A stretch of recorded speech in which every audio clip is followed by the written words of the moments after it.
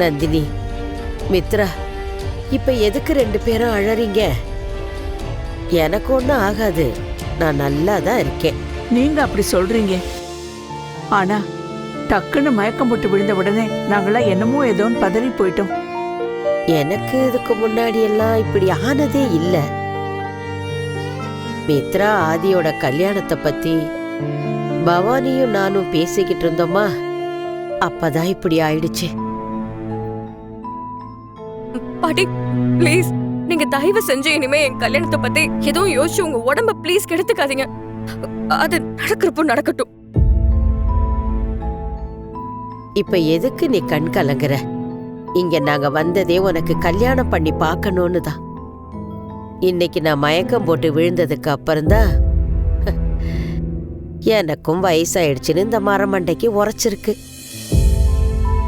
இந்த வயசுல எப்ப என்ன நடக்கும்னு யாருக்கு தெரியும்? நல்லா குத்துக்கல்லு மாதிரி உக்காந்து நீ கொடுத்த ஜூஸை தான் குடிச்சுக்கிட்டு இருந்தேன். பார்த்தா இப்படி ஆயிடுச்சு. நான் இப்ப ஒரு முடிவை எடுத்திருக்கேன். எது எப்படி இருந்தாலும் உனக்கும் ஆதிக்கும் சீக்கிரம் கல்யாணம் நடந்தாகணும்.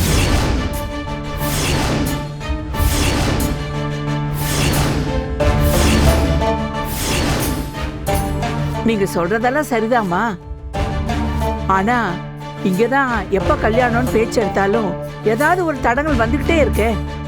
அது மட்டும் இல்ல, நிச்சயதார்த்தத்தையாவது பண்ணி இருந்தா நேரடியா கல்யாணத்துக்கே போயிருக்கலாம். அதுவும் நடக்கல. இத பாருங்கம்மா, எதுவா இருந்தாலும் முறைப்படி பண்றதானே நல்லது.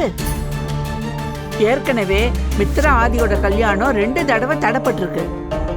நிச்சயத்துக்கு வர நாள் குறிக்கணும், நல்ல நேரம் பார்க்கணும், ஜவுளி வாங்கணும், நகை துணிமணி எல்லாம் எடுக்கணும். இப்படி ஏகப்பட்ட வேலை இருக்கேம்மா. நீங்க சொல்றதெல்லாம் சரிதான். இதுக்கு மேல எந்த நல்ல நேரமும் பார்க்க வேணாம். நான் முடிவு பண்ணிட்டேன்.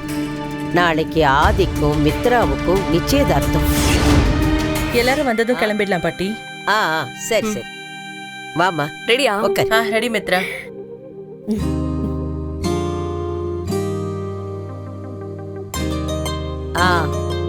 எல்லாரும் ரெடியா? கிளம்பலாமா?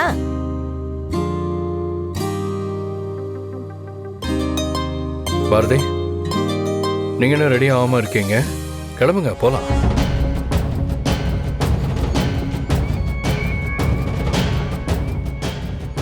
ஆதி, நம்ம 2 பேரோட ஃபங்க்ஷன், அதுக்கு நாம பர்ச்சேஸ்க்கு போறோம்.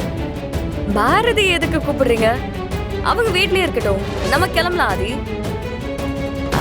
அதுவும் சரிதான். எல்லாரும் கிளம்பலாம்.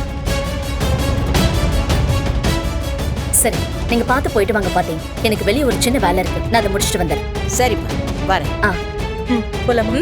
வீட்டை பார்த்து பார்த்து பாட்டி. வாங்க பாட்டி. பாரதி, நாளைக்கு எனக்கும் அதுக்கும் நிச்சயதார்த்தம் நடக்க போகுது. சீக்கிரமா கல்யாண டேட்டும் ஃபிக்ஸ் ஆயிரும். அதனால உன்னால எங்களை எதுவுமே பண்ண முடியாது. மித்ரா, இந்த பூனை இருக்கு தெரியுமா? பூனை மியாவ் மியாவ்னு சொல்லிட்டு இந்த காலையே சுத்தி சுத்தி வருமே, அந்த பூனை தன்னோட கண்ணை இருக்க மூடிக்கிட்டு இந்த உலகமே இருட்டு நினைச்சுக்குமா. நீ பேசுறதும் அப்படிதான் இருக்கு. ஏய் பாரதி, யார பார்த்து பூனைன்னு சொல்ற? மித்ரா, இப்படி கை நீட்டி பேசுறதுனால நீ பெரிய ஆள்னு அர்த்தம் கிடையாது. இப்போ இந்த நிமிஷம் உங்க 4 பேர் குடுமியும் இந்த பாரதியோட கையில இருக்கு. உன்னால நீ நினைச்ச மாதிரி எதுவுமே பண்ண முடியாது. இப்ப கூட ஒன்னும் கெட்டு போயிடல. நான் உனக்கு ஒரு சூப்பர் ஆஃபர் கொடுக்கறேன். இந்த நிமிஷமே இந்த நிச்சயதார்த்தம், கல்யாணம் இதெல்லாம் எதுவுமே வேணான்னு சொல்லிட்டு டீசென்ட்டா ஆதி லைஃப்ல இருந்து ஒதுங்கி போயிடு. நானும் போனா போதுன்னு உன்னை மன்னிச்சு விட்டுடுறேன். அதை விட்டுட்டு ஒரு ஆட்டம் ஆடணும்னு நினைச்ச அப்புறம் இந்த பாரதியோட ஆட்டம் வேற மாதிரி இருக்கும். நீ முன்னாடி எடுத்து வைக்கிற ஒவ்வொரு அடிக்கும் என்னோட அடி ரொம்ப ஸ்ட்ராங்கா இருக்கும். அதையும் மீறி இல்ல நான் அப்படிதான் பண்ணுவேன்னு அடம் பிடிச்சன்னு வச்சுக்கோயேன், அப்புறம் இந்த பாரதி பண்ண போற சம்பவம் ரொம்ப பெருசா இருக்கும். Just wait and watch. Bharathi, உன்கிட்ட அந்த எரிஞ்சு போன லேப்டாப்ல இருக்கிற எவிடன்ஸ் எல்லாம் வச்சுட்டு தான் நீ இப்படிலாம் பேசுறன்னு எனக்கு நல்லாவே தெரியுது. நீ சொன்னதும் ஐயோ பயமா இருக்குன்னு சொல்லி எல்லாத்தையும் விட்டுட்டு போறதுக்கு நான் ஒன்னும் பாரதி இல்ல, மித்ரா. உன் கண்ணு முன்னாடியே ஆதி என் கையில நிச்சயதார்த்த மோதிரத்தை போடுவாரு. நிச்சயதார்த்தமும் நடக்கும். மித்ரா, உனக்கு எவ்ளோ சொன்னாலும் இந்த பகல் கனவு காண்றத மட்டும் நீ விடவே மாட்டேங்கிற. ஆதி உன் கையில மோதிரம் போட போறதும் இல்ல, இந்த நிச்சயதார்த்தமும் நடக்க போறதில்ல. வேணும்னா பாக்குறியா? பாக்கலாம் பாரதி.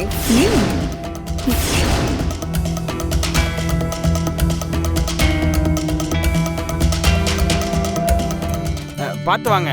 வாங்கம்மா. ஆ, வாங்க வணக்கம். வணக்கம். வாங்க. வணக்கம். வணக்கங்க. அம்மா அங்க பாக்கலாமா? ஆ,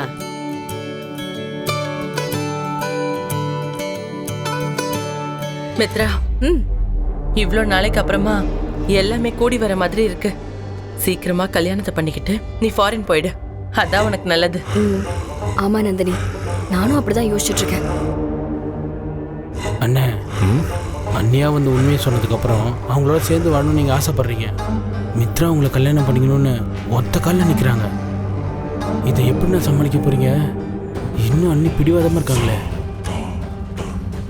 நீ அப்படி யோசிக்கிற தவக்கல, நான் பாரதி என் மேலே எவ்வளோ பாசம் வச்சுருக்காங்கன்னு இந்த நிச்சயத்து மூலமாக தெரிஞ்சுக்க போகிறேன். கொஞ்ச நேரத்தில் என் ஆட்டத்தை மட்டும் பாரு. ஏதோ பிளான் பண்ணிட்டீங்க, எல்லாம் நல்லபடியாக நடந்தால் சரிதான்னு.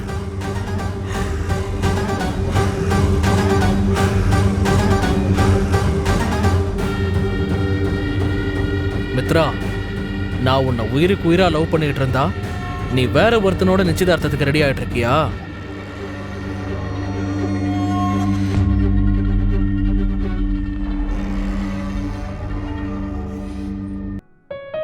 மித்ரா, நீ போய் உனக்கு பிடிச்ச டிசைனை செலக்ட் பண்ணு. சரிங்க நீ. பாட்டி, நீங்களும் என் நிச்சயதார்த்தத்துக்கு மோதிரம் எல்லாம் செலக்ட் பண்ணுங்க. சரி மித்ரா, சரிம்மா. உட்காருங்கம்மா. இப்படி உட்காரலாம். அம்மா,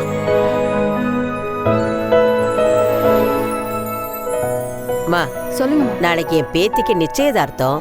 மாப்பிள்ளைக்கும் பொண்ணுக்கும் நல்ல டிசைன்ல நிச்சயதார்த்தத்துக்கு மோதிரம் காட்டுமா? சரிங்கம்மா, இதோ காட்டுறேன்.